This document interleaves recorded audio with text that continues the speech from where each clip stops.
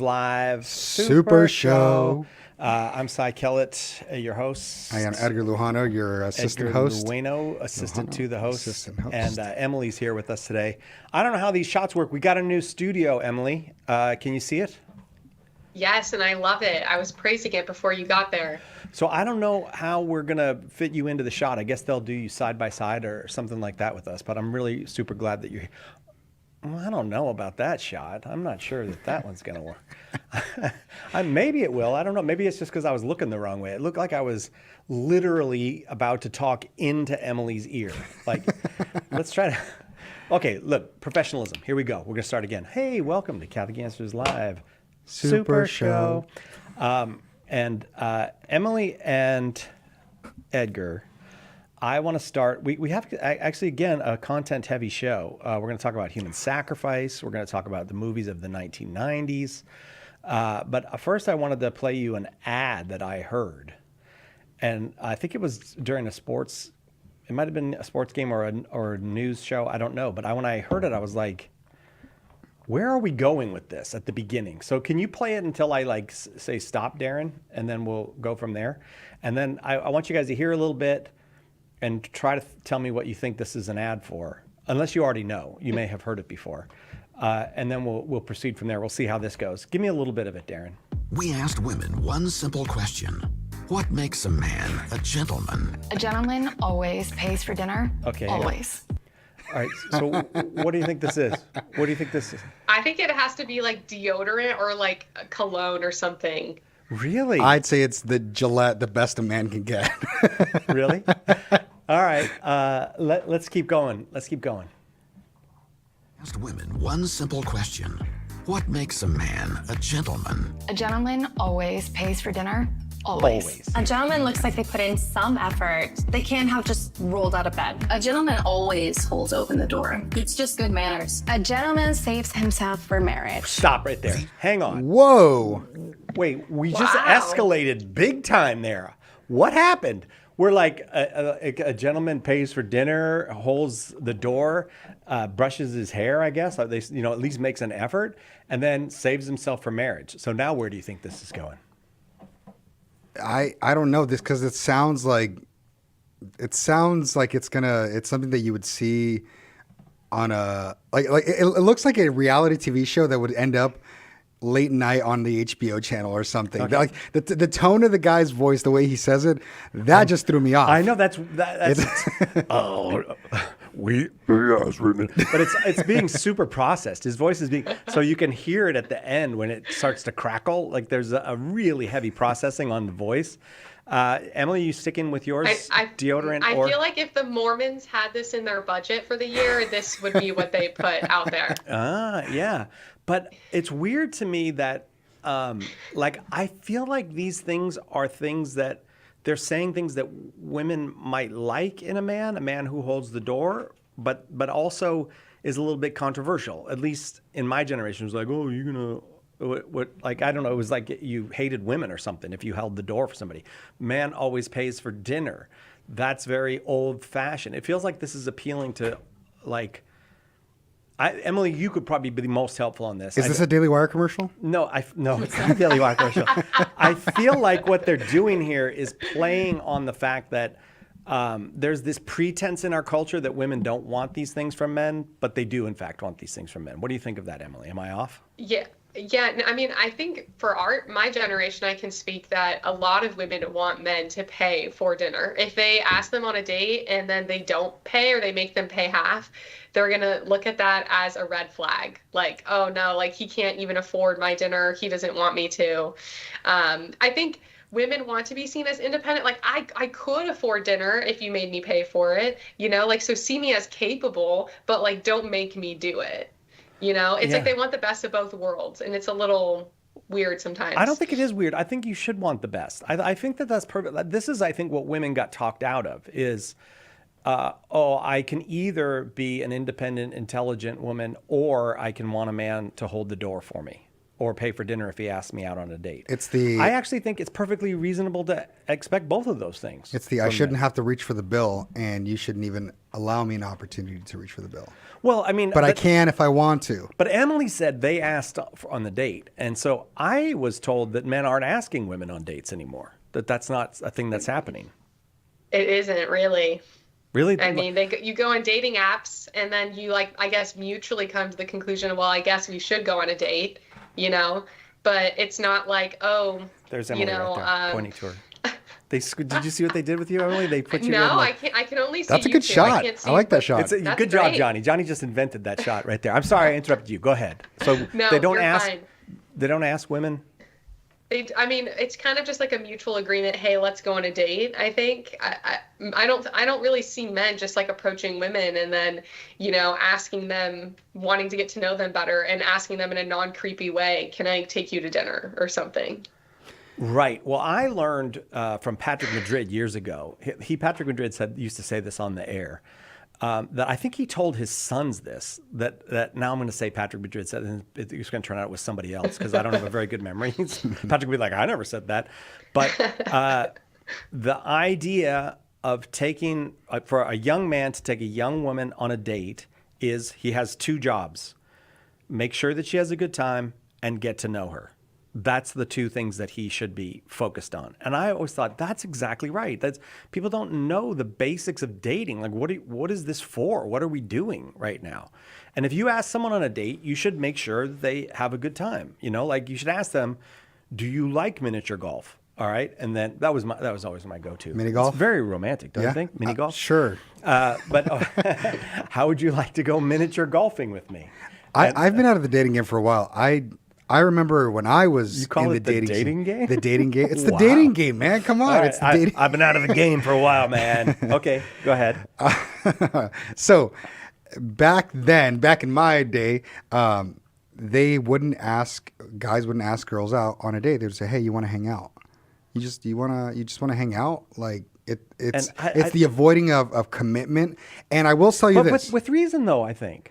Well, because men got really mixed signals from women about whether they wanted to be treated in this old-fashioned way or whether that was offensive. So I think it's not just that men are cowards or something. Like, they didn't know what women wanted them to do. I was going to go with that because if you say, I want to take you on a date, sometimes women would hear, I want to marry you after this date. I'm going to put a ring on your finger after this date. Or it's basically just, it's too much commitment is what they were saying. That's the sense that I got. I don't know. You can correct me. We're looking at you. Go ahead, Emily. I don't know. When you're saying that, I think from the women that I've spoken with, it's more so the men. Like, the problem now is that the men aren't committing. Like, they aren't being forward enough, and they're being ambiguous. They're reading mixed signals in their text messages and how they're treating them, and so they can't. The women can't even tell if this guy is interested in them romantically. And then it's like you said, the guy doesn't know what to do, so then they want to wait for the woman to make the first move. But then the woman's like, but no, I want to be pursued, so I'm going to wait for the man to make the move, and then no one makes the move, and that's that. And then we have no marriages or children, and the human race dies. That's exactly. Hey, thanks for coming, everybody. Thanks for coming to the show today. All right, so let me get your. So here's the deal. It struck me that this is all going in a certain direction. This ad. Basically, like old-timey manners: hold the door for women, pay for dinner. I can't remember what the other one was. And then it's a man waits for marriage. Is that how they said it? Or I think so, yeah. Waits for marriage. That's not manners. That's morals. We moved from manners to morals, and those are two different categories. Now, it is a moral problem not to have good manners. And a lot of times immoral behavior is also bad manners. Like, it's not that they're unrelated, but moral is a totally different category than mere manners. This sounds like the people who made this don't know that distinction, and to them, waiting for marriage is just manners. Yeah, that's what I felt like. Yeah. I felt like this was a little bit, unless that what they were trying to do, like if this was, like you said, if this was the Mormons, if what came next was the Mormons, because this got my attention. I was like, wait, what? This just went off on a whole different direction. I'd be like, oh, they're like, they're like working their way towards the core of manhood, you know? Yeah. But that is not where the ad went. So who do you guys think the ad is for now before we play the whole ad? I'm still going with the Daily Wire crew. Daily Wire, what do you think? What? Wait, didn't you say this was from the 90s? No, When this was is out now. This is recent? That's what I'm saying. I just heard this the other day. Oh my gosh, this whole time I thought you were saying this is from the 90s. No, the Edgar's from the 90s. This ad is from it's from right now. I can't even say I'm from the 90s because I'm from the 60s. You have something else coming from the 90s though, right? I'm not crazy. I thought you said you were going to show us something from the 90s. Movies? Something? Oh yeah, I did say that. I did tease that. Okay, Movies so from I'm not crazy. No, you're not crazy. Well, I don't know. Okay. I can't. I don't know you well enough to know for sure whether or not you're crazy. But that, in this case, no, you're not crazy. So what do you? Your final bet? What do you think it's going to be? Oh no. I can't tell you. I mean, Daily Wire sounds great, but like, yeah, I can't think of any other organization that would do something. I'm going to like just this. tell you something. One of you already said the correct answer, and it was Emily. Go ahead, play this. It's just good manners. A gentleman saves himself for marriage. These days, being a gentleman can be challenging, but smelling like one, that's easy. Let's go. Okay, you can stop it. We don't want to hear the You brand. were so chill about me answering that way, though, that I thought I was wrong. I'm Like, sorry you have about that. such a cool face. Because I was like, wow, she hit it on the first try. She's like, had no chance. deodorant or what's it called? Cologne. And it's a yeah. cologne commercial. Yeah. Yeah. That's funny. My second guess was going to be Emily Wilson's new Catholic dating site. What's that called? Oh, it's Spark or Spark, something? something like that. Yeah. There's a new Catholic dating site? So Emily Wilson started Yes. doing. Do I know who Emily Wilson is? Yeah, she's. Am I supposed to know this? Do I know this? I'm Darren? trying to get her on the show. She hasn't responded Darren to my says email. I don't know this. So anyway, so she has been making matchmaking posts on Instagram, and I think she said this year there were 3 marriages from those matchmaking posts. Yeah. So Wow. I don't know, maybe. Honestly, I feel like I could be a matchmaker at this point. Like, if you just if I talk to a bunch of Catholic young men and Catholic young women, I could be like, you go with her, you go with him, you go. And I feel like I could do it. Like, it's like none of them. Well, you did. You're on your way to marriage, right? Yes. Yeah. When's your wedding date? Are we talking about that, or is that top secret? No, we could talk about it. It's Valentine's Day. What? Yeah. You are making it way too easy for him to remember the anniversary. You blew it. You don't I get married know. on Valentine's. Haven't people told you this? You don't get married on Valentine's Day. know. That's I one know. present where you should be getting 2 every year for the rest of your life. Or I get a great present, like a good present. Just That's not became a how great dudes one. work. That's not, like, wait, is that? Do you know him? Have you spoken with him? Or is this an arranged marriage? Because you ain't getting an extra good present. Yeah, so I just want to go back real quick to the gentleman waits until marriage thing, because that stuck out from this whole commercial, from the voice processing to the whole point of this commercial is by the end of the commercial, the women are smelling a man who wears this cologne, and they're like so excited to smell this dude. So it's a commercial for 14-year-old boys who are like, that's how you get girl, and they go out and buy this perfume that Darren wears it, and that's how he got 6 kids. So, we don't have Darren Cam today, Johnny? No Darren No Cam? Darren Cam. Oh, come on, you get the studio working. I'm working on it. So I just feel like the thing that Edgar says, I think in my heart, I felt that like this is not an elevation of chastity. This is a lowering of chastity to mere good manners. This is a lowering. Yeah. It feels like they're not exalting. And just for those who don't know what chastity is, chastity is not the same as celibacy. Chastity is sexual self-control in the way that's appropriate to your state in life. So married people have intercourse with one another, not with other people. That's chaste. Priests don't marry and don't engage in sex acts. So it's integrating your sexuality in a way that comports with your station in life. But certainly, the church has always taught, and because God has always taught, that chastity before marriage, what chastity before marriage means is not engaging in sex before marriage. Now, I mean, it's not like we're unrealistic as Catholics. I mean,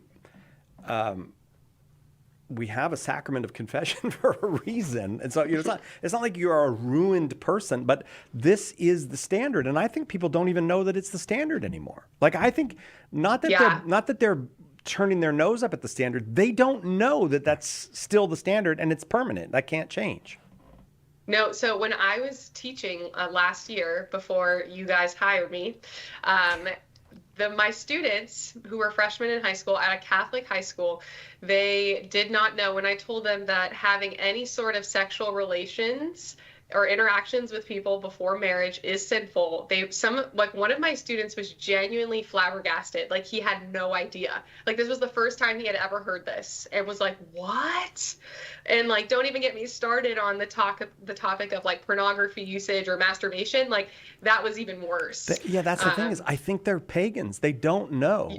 Like, I think they are actually. I think our society is, back in the late 50s. Joseph Ratzinger wrote an essay called The New Pagans, or I think it's called The New Pagans. And it's about how we're Christian in name, but in our practice, we've become pagan.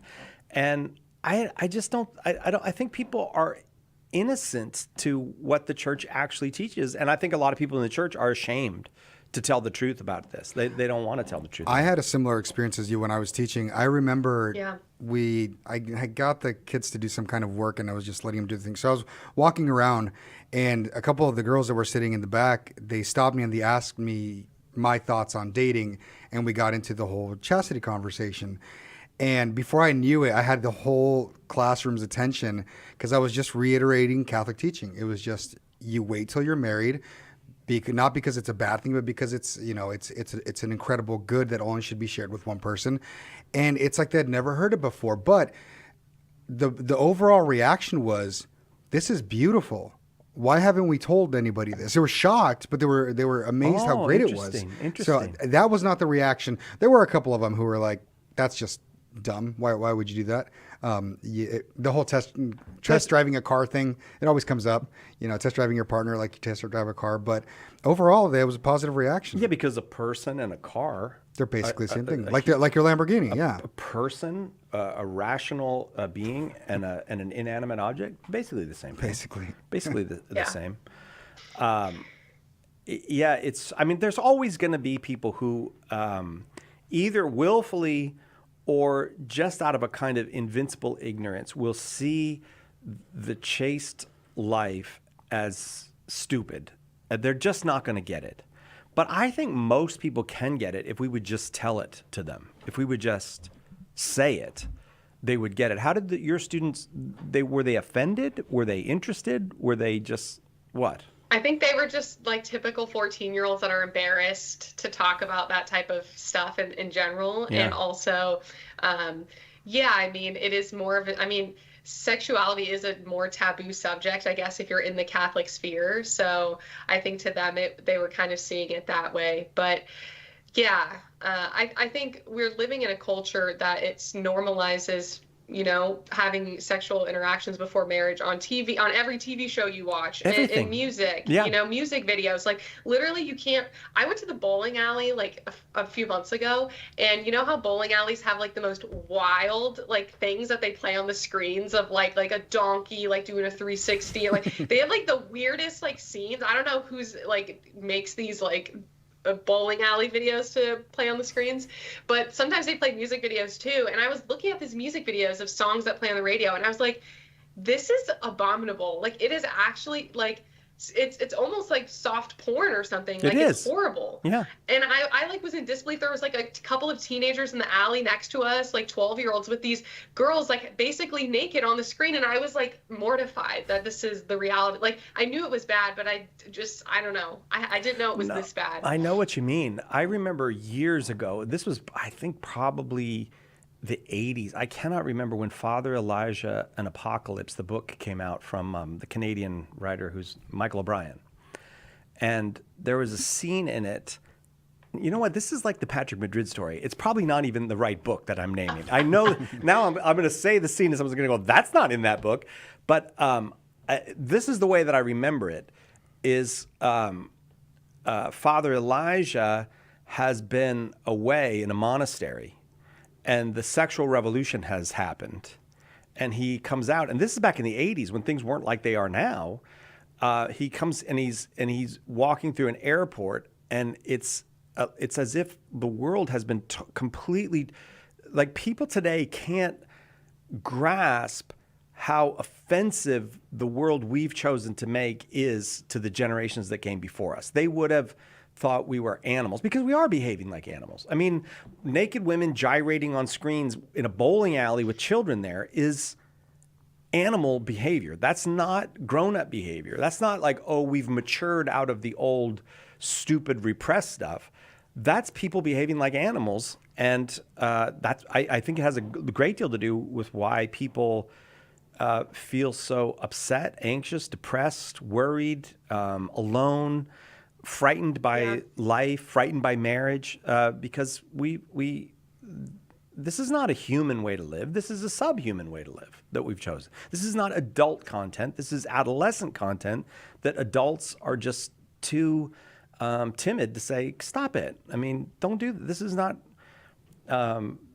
is not humanizing. This is not making the world better for our children. And then when you don't make the world better for children, then you get fewer children because people are afraid to have children. Or people ask, why would I bring children? People, honestly, truly, why would I bring children into this world? No, I just saw this video today where this man was saying, I cannot imagine working an 8-hour shift and coming home to take care of a child. And he was like, I would just drive right past my house. I've done that. Yeah, sometimes you do. Knowing you both are fathers, so I'm like, okay, well, I'm not a parent yet. You so. don't drive past your house. You just sit in your car for an extra 5 seconds. Yeah, you take a little. God. All right, back at it we go. Yeah. Let's go. But don't think there weren't times when I came in the house and my wife was walking out going, they're your problem for the next 2 hours. Like, that happens too. So yes, that guy is right. So what was your point though? Well, no, he's just went on to say like how he's never like he having kids sounds like the worst possible thing for him because he could never imagine doing that, and he would never want to do that, and also spending his paycheck on children. Like I could never. I don't know how my coworkers make the same money I do, and they have 3 kids to feed. I wouldn't want to spend that money on children. Like I just want to spend it on myself, basically. So that's a weird combination of selfishness and ignorance. And the ignorance, I think he is not culpable for. I mean, the selfishness is kind of learned in our society. Like, people think they need way more than they actually need. They think they need more time. They think they need more money. They think they need more space. You don't need as much as you think you need. But the ignorance is what's sad to me, is that, like, I don't know, are fathers not talking about how fun it is to have children and to raise children? Because, like, to make a child happy is worth the money. You know, to feed a child, to raise, like, it's worth it. It's better than anything else you get to do in life. And I think there's something in the male brain that unlocks when you see your first child. Something just shifts. For me, it did. Can I tell you about that? Yeah. Well, the first time I took my daughter out for a walk, my oldest one out for a walk by myself in Boston, I was pushing her in the cart. Or in the cart. It's not a cart. What do you put a baby in? It's been a few years. Stroller. Oh, strollers. Yeah. No, we couldn't afford a stroller. We had a cart. I was just hitting the aux, and the cart was carrying the baby. This was my fatherly reaction. Somebody who, I worked on the streets of Boston for a long time. I don't have a problem with people having psychiatric breaks and all that. That's part of living in the city. But there was somebody outside the store we were going into having a full-on psychiatric break, yelling at everybody. And I knew if that person came near this child, I was going to kill him. I was just, and I realized I've never had that feeling before in my life. Like, that guy I just would have walked around. There's something when the father brain turns on, you're like, you're not touching the child. Like, I don't know what else you're up to. I don't care what made you psychotic. You're not touching the child. And I think that's good. That's a good manliness that this guy will never know, or he'll miss out on all this stuff that comes out when you have a child. And you know, I don't know. It's beautiful stuff. It's great stuff. You go from thinking, you know, one day I'm going to die to, if these people don't back away, they're going to die. Right? You do have that feeling. Yeah. Yep. Yeah. that. I got some bad news for you though about children. They grow up and they move away. And I still have not gotten over that. Lena's I hate that part. having a hard time of our 6-month-old growing up. She's already. Come on, Lena. Come on, Lena. Let me have a talk with you, Lena. Just between you and me. Go ahead. No, it's a thing that says no preset. No preset. Enjoy the moment we're here, because it went from being able to hold him, and she hold him right before bed, and his little body was all scrunched up, you know, the little baby scrunch, and now his like legs are folded over and his arms are like dangling, and she's like, he's getting so big and he's gonna leave one day, and it's like, we got about a few years. You're gonna be all right. Yeah, I'll be fine. But that's you know what nature is doing to her. What's that? Give me another one. Making her want another baby. That's nature. Nature's doing it. Like, needs a sibling. Well, this one's ruined. He's 6 Round months 2. old. Time for another one. All the fun's gone out of this one. Let me get another one. I don't know. But okay, so there we have it. Have children, and your clone doesn't matter. I don't know what else to say about that one. All right. I anything else? Anybody else? I feel like I had a closing thought, but it escaped me. Emily, you should go ahead. I was going to say that it's very common on social media, especially like on like the female side, where there's content creators that will say, you know, they like make a list in their notes app on their phone of like reason 153 why I will never have children. And it's like, the dumbest reason ever, because your child will spit up all over your hair, and then you'll have to go take a shower right after, because your child will have a blowout in the car seat, because you That's won't, hilarious. you know, it's That like part is all hilarious. they've reduced like parenthood to all of the minor inconveniences that come up in your life. Yeah. And it's like, for whatever reason, that trumps the deep, immense joy and beauty of creating a new life and a new legacy and a generation to come. Like, I don't know and why, like, the secular minds, like, that doesn't matter, but all of these little stupid minor inconveniences do. It's insane to me. Yeah, I think there's a way, and they're just missing. I don't think that they know that the joy that they're passing up, and it's not all joy. I mean, a lot of it is misery, but a lot of life is misery. You know, like it's true. You go on vacation and you come back and you go, man, at least 30% of that was miserable. I was waiting in line, or you delayed on the tarmac, or you know, like, get over it. Like give yourself the greatest joy in life. King Neptune, who now goes by Pino with Pio on YouTube. Yeah. He said, we were also sold on the we're overpopulated thing. Oh, thank you, True. Pino. That's the dumbest thing ever sold. First of all, there's no such, define it. Define overpopulation. Go ahead, define it. What is it? Yeah, because you can't define it because it doesn't exist. There's no such thing as overpopulation. Overpopulation is a completely fake thing that got made up. And it never happened. It never can happen. It never will happen. And people are good. And also, the projection of this thing, of this chart that just goes up until it's becomes Soylent Green territory and we have to eat other people. Look at the charts. They never did that. Yeah. They never went like that. And they're never going to go like that. So stop it. And the countries that try to do population control are coming up on a real bad disaster coming up. So China with their one-child policy. And my gosh, they've ruined their country. Yep. But let me say this, Emily, and I'll see what you think about this, because I think young women have a natural, there's something in their personality. I'm not sure what the quality would be called, but there's a virtue of young womanhood, probably from 12 to 30 or something. Some maybe it goes on, where they really do want to make everything all right and do right by. They have this weird. Not weird, but very feminine, not masculine sense of justice. And so when you say to a young woman, oh, there's a fear of overpopulation, she feels an intense responsibility to care for the world and not, it's almost like the maternal instinct is turned against women because the thing you're supposed to care for is the planet rather than your own children.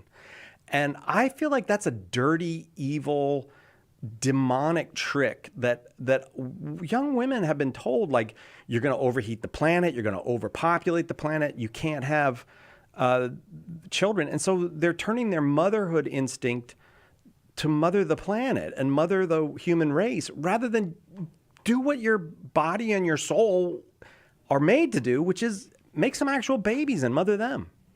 How far off am I? Yeah, no, that is so interesting. I don't think I've ever seen it that way, but I will say I have encountered people that do have that sense of justice. Like, they feel a responsibility. I mean, they're the same types of people that are vegan and only go from sustainable sources and whatever to shop because they feel like they, need to be intentional in their decisions, which I think is admirable to some extent. But I think, to be honest, the biggest thing that is driving women away from having children would be the sense of like, you need to go to college and you need to get a full-time career, because if you don't, then you're not a successful adult. And I think that's more so what is making women go off and pursue career dreams, and then now they're in their 40s, they haven't settled down, and they're like, shoot, well, I never had kids and my window's basically done now.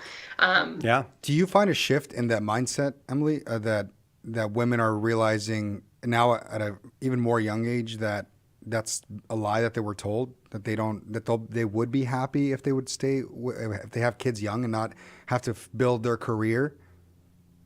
Yeah, I think more and more women are becoming more outspoken about how, especially the women that have to go back to work because now they've just like started a lifestyle with their husband where like they have a mortgage or they have, certain bills that they have to work in order to pay them.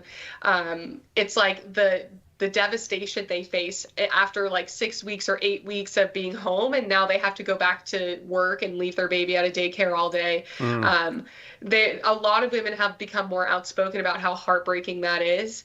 So I think the stigma of like stay-at-home wives and mothers, I think that's going more away. But I still think it's going to be something that's probably going to take a few more decades for women to become more comfortable saying like, yeah, this actually wasn't right for me and my family. And like, I should have been home and I wasn't. And now my kids are grown up and they're out of the house and the time I could have spent with them is forever gone. I think it's going to take that until people admit these things. Well, you do have to, you have to be mature about some things. And one of them is you will have fewer material things that exactly. Like my wife was kind of vicious in the way she just said, nobody else can raise my kids. I got to raise them. So the consequence of that is we don't have cars like other people have. We don't live in a house like other people live in. Now, she blew it. She could have got a better breadwinner, but she blew it and she was stuck. And to be fair, you actually own a house. Yeah, this in the old days when people could buy a house. In San Diego, he owns a house. So technically, you're like a millionaire because that house. I think I might be a billionaire. I don't know. I'm not sure how much a house in Oceanside is worth. But yeah, we raised our kids, 3 kids, in a 950 square foot house. And a lot of people would have said, no, that's not possible. It's not just possible, it's easy. And but we just didn't have. So you got to be a woman who wants a lot of stuff. Man, find yourself an athlete or a movie producer or something. Otherwise, you go through lean years and you tough it out together, and it is hard. But I don't know. Like I do come back, and this will be the second time I mentioned him, but this time he'll be Pope Benedict. You weren't made for comfort. You were made for glory, and enjoy the glory of life. Don't be so stuck in the comfort of life. My beautiful wife in the YouTube comment section says, it's the boss babe idea that you can climb the corporate ladder and somehow that will be more fulfilling than motherhood. But there is a shift, and now that the goal is stay at home and bake sourdough. Yeah. More people are saying that's their dream. Stay home, bake, eat organically, educate their children at home, homeschool. That's becoming like more up and coming, I think, and popular in America. So we'll see. If that's what women want, then men better learn some skills, like learn how to frame houses or learn how to be a plumber. Like do something that actually has value. Or I guess what has value now is computers. But we can't all do computers. But learn to do something so that you can take care of a family. But this is not just men and women's problem, though. This is a whole society problem in the sense that society has a responsibility to organize itself so that the young can prosper well enough to have families and homes without killing themselves. Society is not organized that way. And so all this, whatever else we might get right, like it makes me I get so annoyed with the city of Los Angeles over so many things, but they're having the Olympics in Los Angeles. They're going to spend hundreds and hundreds of millions of dollars on the Olympics. Why are you having Olympics when families can't afford to live? Why don't like all that time and energy that's a choice you made, Los Angeles, and all these young families who would love to have another kid or would love to, a million other things. They're not going to have it because our civic leaders and our political leaders, they care about all kinds of glitz, but they don't care about the family. They don't care about taking care of the society in such a way that it will be ordered towards, especially towards the young family. You should be able, I hate to say it, but it's the truth. You should be able to graduate from high school and start a family. That's what this, maybe you go into an apprenticeship or something, but you should be able, a just society would be a society where you graduate from high school, and if you're ready, you can start a family. Yeah. Tomorrow's the Feast of Our Lady of Guadalupe, so I want to shift to La Señora de Guadalupe. La Guadalupana, La Guadalupana. Do you not know the rest of the words? I can help you out. Go ahead. Yeah, go ahead. He's going to Google it. Super duper. Show. La Guadalupe. Tomorrow in Mexico, just be patient because there's going to be a procession going down the street. You don't like it? Too bad. It's not just in Mexico. They do it all over the world. Yeah, but Mexico's crazy for it. Mexico's crazy for it. But I don't know all over the world either. Maybe Chile's crazy too, but the United States is not crazy. Not a big procession, but there's smaller processions out there. Yeah. The different how many Guadalupe shrines are there across America? There's a lot of them. Oh, sure. Yeah, so a lot. There's gonna be a lot of processions in the U.S. Right, and she's the patroness of all the Americas. Yep. And what would you say is the number one accomplishment of Our Lady of Guadalupe? Anybody? Converting my people. Oh, destroying the barbaric practices of the Aztecs. That's what I wanted to talk about. And specifically, Our Lady in her blue dress and her hands or folded, green, debatable, destroyed human sacrifice in half the world. Oh, really? This is a colonial oppression? She stomped on the neck of the demons of Mexico and of the rest of the Americas who were cutting the hearts out of human beings. Not just cutting the hearts out of human beings, but cannibalizing them. I don't know if you know this. Hate to break it to you if you're a big fan of tamales and pozole. Go ahead. That was made with human meat. And when the... Stop. Go ahead. When the Spaniards came over, they said, all right, we need a beverage. Make an alternative here that's going to not upset them too much. And I'm going to upset some people. They picked a meat that's most resembles human flesh. That is pork. Yeah. Yeah. They picked pig. Yep. All right. Wow. So let me just read you a little bit of an article. I thought you just interrupt me as I'm reading. This is by Father Tony Stevens, CPM. I don't know Father Tony. I don't know the spiritualdirection.com where this was published. But I was enjoying the first few paragraphs of the article. I thought I'd share them with you in honor of Nuestra Señora. There have been many apparitions of Our Lady throughout the centuries.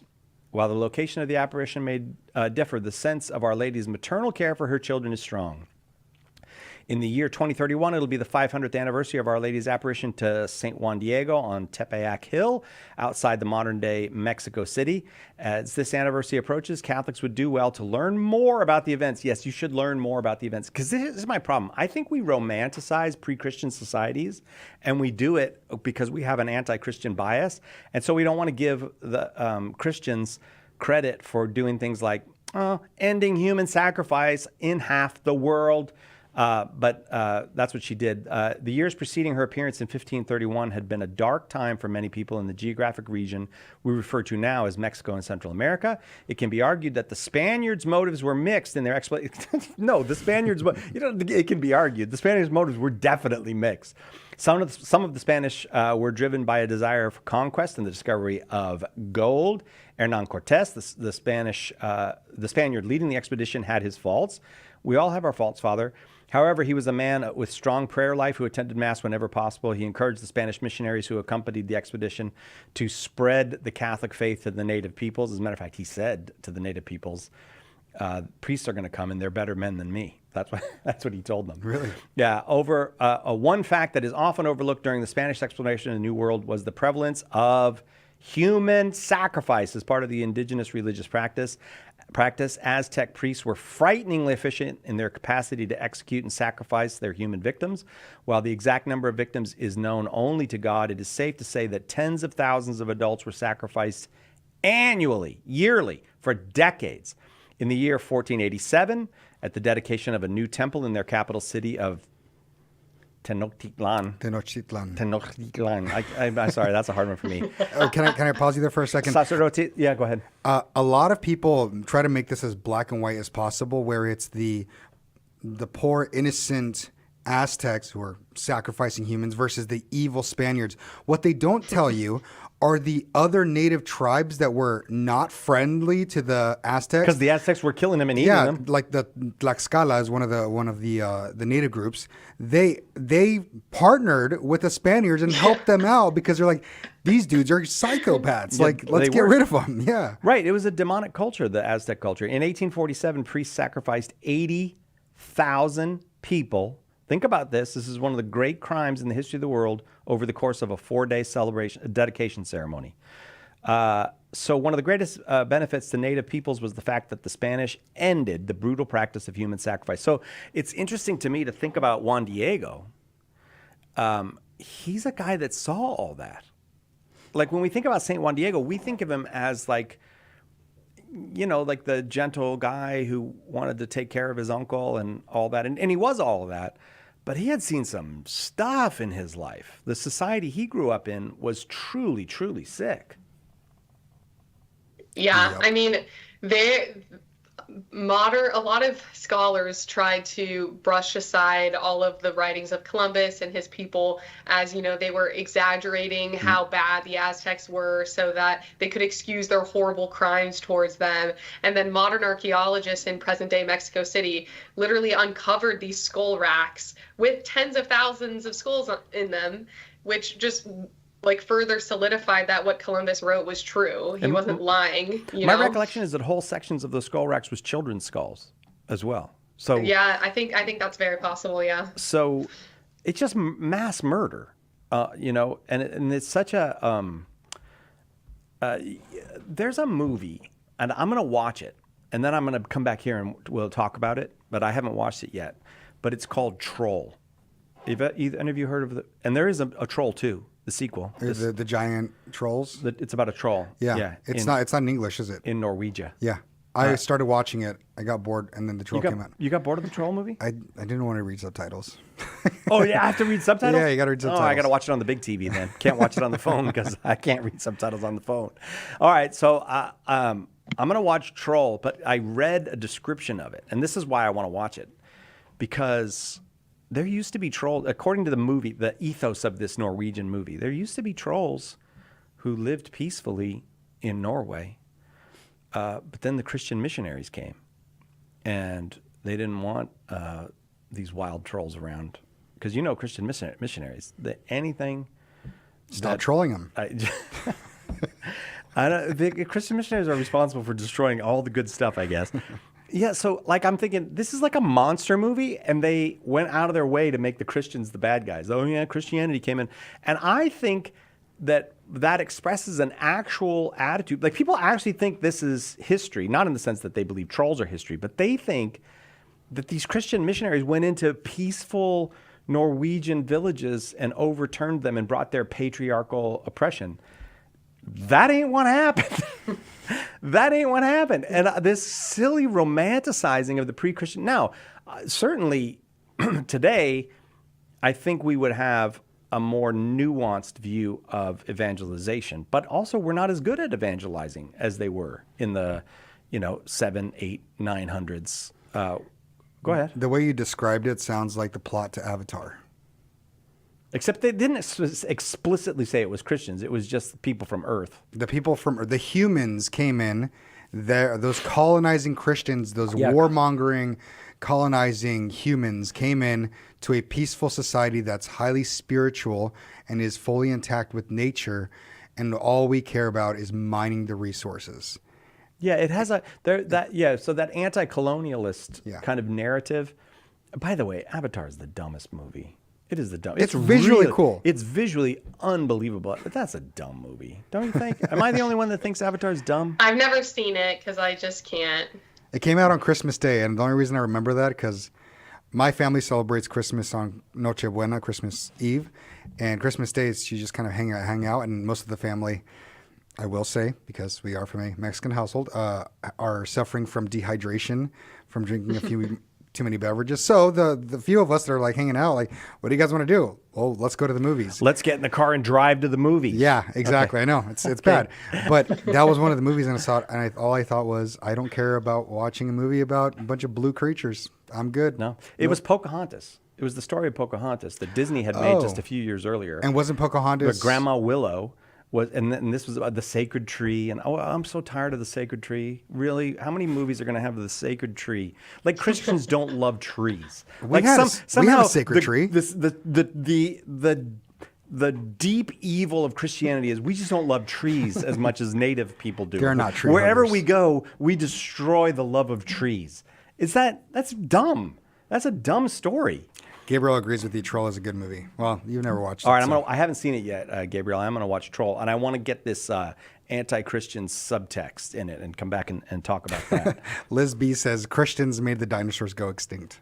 Yeah. Oh, we hated dinosaurs because the peaceful Norwegians were making medicines with the cooperation of the dinosaurs. Like, they always there was all this knowledge of how to use plants and everything, and then the Christians came in. Do you know who knew more about the use of native plants for medicine in Europe than probably anyone who ever lived? Hildegard of Bingen. She was a Catholic nun, the greatest scientist of her time. And she was all about writing down and learning how to use the plants. She didn't destroy the native knowledge. She's the one who preserved it so that we still have it and people still learn from people like Hildegard of Bingen. So it's just so I do this thing sometimes where I do a talk with I did it one time up in San Francisco where a lot of people in the audience were scientists or technicians, and I told the story of Gerbert of Aurillac. And Gerbert of Aurillac lived in the 900s. And then in the early 1000s. And so Gerbert of Aurillac was the greatest mathematician. It's still, if you look up the list of greatest mathematicians who ever lived, Gerbert's name will be on there. He introduced the abacus and maybe introduced Arabic numerals into Europe. And he was a great, great scientist, and he believed in the power of reason to understand creation. And so I said to these people, so what do you think the Catholic Church did to him? And they're all like, well, burned him at the stake or hung him or threw him into a prison. And I was like, they made him Pope. That's Pope Sylvester II. Gerbert of Aurillac became Pope Sylvester II. And this is because we have this prejudice that somehow it's a dumb prejudice. Like, it's not rooted in any kind of history, that Christianity is just going into places and destroying all this precious knowledge and suppressing science and it's all backwards. That's not what happened. It still shocks me that most people out there who are anti-Catholic, anti-Christian think that Catholics reject the Big Bang. Granted that the Big No Bang, way. yes, I kid you not. There's still people. That's so funny and ironic. Yeah, they don't know that. They don't know a basic fact of where Big Bang theory that the comes theory came from a Catholic priest. Yeah. Yeah. It's mind-boggling, and when you tell them that, like, that's not true, it goes to show you how the level of thinking where it stays, very surface level. Well, I remember I said to one of my own kids one time, the Catholic Church didn't kill Galileo. And this was back when he was in high school. Don't try to cover it up. He's all mad at me. Like, you're always defending the Catholic Church. So I was like, no, literally, the Catholic Church didn't kill Galileo. He's like, yes, they. I was like, dude, like, this is not a hard one. This is just a basic historical fact. Like, Catholic Church, but it's just like this kind of like you get these ideas, and I think one of the dumbest ideas is romanticizing the Aztecs. Like, I can totally see if you want to romanticize, I don't know, the Indian people of New England, or like have you, like but the Aztecs, really? That's what you're going to pick for these colonizing Christians came in and destroyed the beauty of Aztec society? They always go, oh, what's it called? Tenochtitlan. It was one of the greatest cities. It Built on a river, had bridges, and it put to shame European cities. The cleanliness. All right, first of all, I don't think any Europeans walked in there and went, I am ashamed of Notre Dame Cathedral. I am just ashamed of Oxford University. That's not what happened. But it was a great accomplishment. I mean, I don't think the church's view is, oh, we come in and everybody doesn't know anything and we fix it all. But the church comes in with the truth that God loves you. And then so you can't kill people. Like you can't just take people up and kill 80,000 of them to dedicate a building. Yeah. And so I would like to have seen Tenochtitlan. Yeah, I would have, but you still can. It's called Mexico City. Yeah, but it's not that. I mean, the city as it was is not there anymore. But yeah, I know. Now I'm averse to starting my next. Can I give you a hot take about give me a hot take. Our Lady Guadalupe festivities? I do not like the native dancing during the celebrations. I thought we were past this. The reason she came was to get us past this. Dancing? How is she supposed to get us past dancing? No, not dancing. It's a bold take. You're anti-dancing. The ritual, nice. like the ritual dancing of the Aztecs and this and that. I'm not a fan. And especially when they do it inside of the church during Mass, it's like, let's just not do this. Which, by the way, they weren't actually called Aztecs. Do you know their original name? No. They were the Mexica. The Mexicans, Mexica. But the reason that they called them Aztecs is because the name Mexicans versus the Mexica, because it's the same, the spelling is basically the same.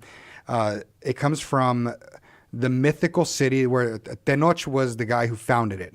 And Tenoch came from this mythical city named Aztlan, somewhere in the north. And he established the city of Tenochtitlan. What? He was a colonizer. He was a colonizer. Dude was a total colonizer. There's a theory that he's actually from the Utah area. Oh. Yeah. He's basically pre-Mormon. He's LDS? He's LDS. Tenoch was the first Mormon missionary that got to Mexico. We're only kidding, LDS brothers and sisters. We don't actually believe anything evil about you like that. Okay, Militant Wings. I love mariachi. I'm not a fan of mariachi in Mass, but I love mariachi because all he said was mariachi band. Mañanitas. Mañanitas is cool. Mañanitas is fine. You know, the singing to her in the morning. That's for like 9 days or something, isn't it? You don't do it all in one day, do you?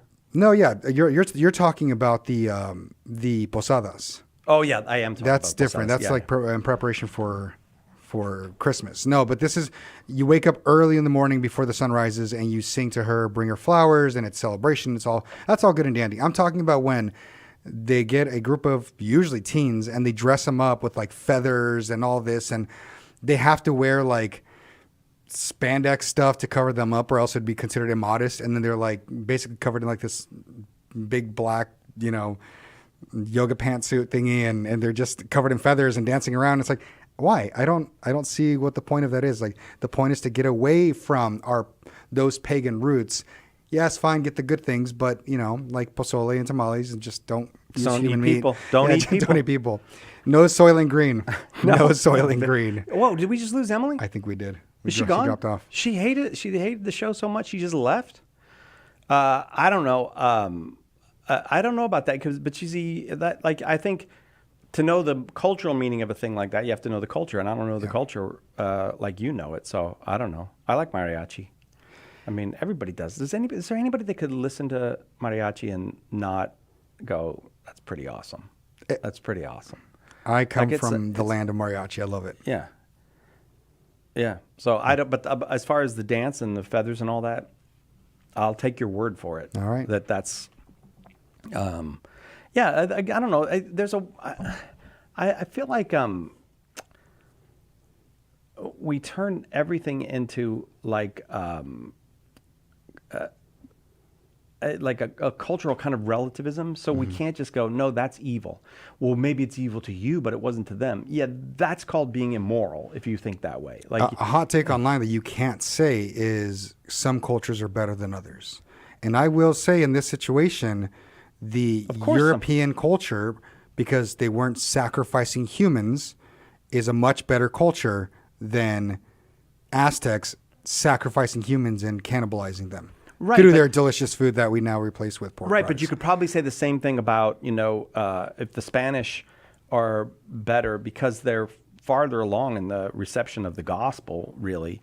You could probably say, there's some Greek islands at the time that you would have said they were better than the Spanish. I mean, there's maybe a They're not better for the sake of where the region they're from. They're better for the sake of having received the gospel. That's the key difference. yeah. And it's also true to say multiculturalism is all fine if we admit every single culture falls short of the glory of God. Yep. Like the main thing is don't get so caught up that you think this culture is so precious because it's got no, they all fall short. They're all full of sin and corruption. The most Christian culture that ever existed is full of sin and corruption. We all need constant reform in the light of the gospel. The gospel is the standard, not the culture. The culture is not the standard. I don't believe in la raza. I don't believe in any of that stuff. That just means the race. I know. I just don't believe in it. I don't believe that's what human beings should not be using race, culture, any of that as the standard. The standard is the person of Jesus Christ. I think at some point it would be really interesting to talk about the different prides, not like the Rainbow Coalition at the moment. I'm talking about like Mexican pride, Black pride, and the worst of them all, the white priders. But wait, why the worst of them all? And why are you looking at me when you say that? because right now it is basically a sin to acknowledge anything white on the internet. Oh, I see. That's Well, it's kind of shifting now with certain individuals who are becoming more and more popular, who have Hispanic last names but consider themselves white. Let's not go there. Anywho, This kind of there is a way that cultural and ethnic and even racial pride, which makes no sense. It's like I'm proud of all the brunette people. I love my brunette people. Stop it. That's dumb. hey, all the redheads have their own conferences and everything. Do they? Yeah. They ever had? Well, we can't. Well, the gray hairs do as well. The gray hairs. I'm getting there. I'm joining the crew. I don't know. We've maybe lost the thread a little bit here at the end, but we, Emily, we lost you. That's what the very moment we lost the thread was when we lost you. So go ahead. You've got 2.5 minutes to finish the show. We won't say anything. Go ahead. You get the whole thing. Okay, well, one of my parish priest, he did a talk on Our Lady of Guadalupe, and what he inspired in me, which I had never heard previously, and maybe you guys were talking about this and I missed it because my laptop crashed, and so I apologize for that. But he talked about how the hope of, our culture seems so steeped in, evil right now when it comes to, speaking of pride, just the normalization of the LGBTQ narrative. And we talked about earlier, just sexuality in general has been so twisted and corrupted. Marriage, having children, almost like the basis of society has been completely twisted and is being attacked, quite frankly. And that seems very discouraging oftentimes. And for someone like myself, who is a convert to the church and none of my family is Catholic, it is sad to just be surrounded by individuals and people in my family and friends and just, everyday life that have fallen into those lies. And it almost is, I'm like the odd one out for getting married young and wanting to start a family young, and to value motherhood more than I would value any career. Even though obviously I love my job, but like motherhood is a vocation that triumphs over anything.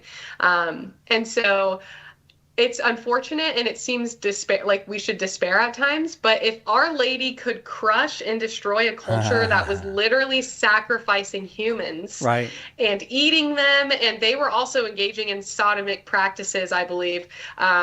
If she could destroy that, and now hundreds of years later we don't even remember that being a thing, I mean, the hope is maybe 100 years from now, 200 years from now, we'll look back at our society today and won't even believe the things that we were preaching and believing and normalizing because we are so much developed and better as a society. So that really encouraged me. And when we get there, it won't be that the world will be full of bigotry and prejudice and hate. It'll be full of love for the natural family, love for one another. And of course, that will. Then some other evil will, on this side of the veil, it's never going to be perfect. But this regime of self-deception that we're in, it will collapse. It will go away. Amen. And better times ahead. Thanks, Emily. Thanks for doing the show with us. Yeah, thank you guys for having me. Peace. See ya. Bye. Do you need show prep? I can start the show for you. Do we have William? We got William? You need to go show prep? I'll start the show for you. I'm good. Sure? Yeah. All right. Well, no, I'm not doing an opening question for William. No, we're doing, yeah.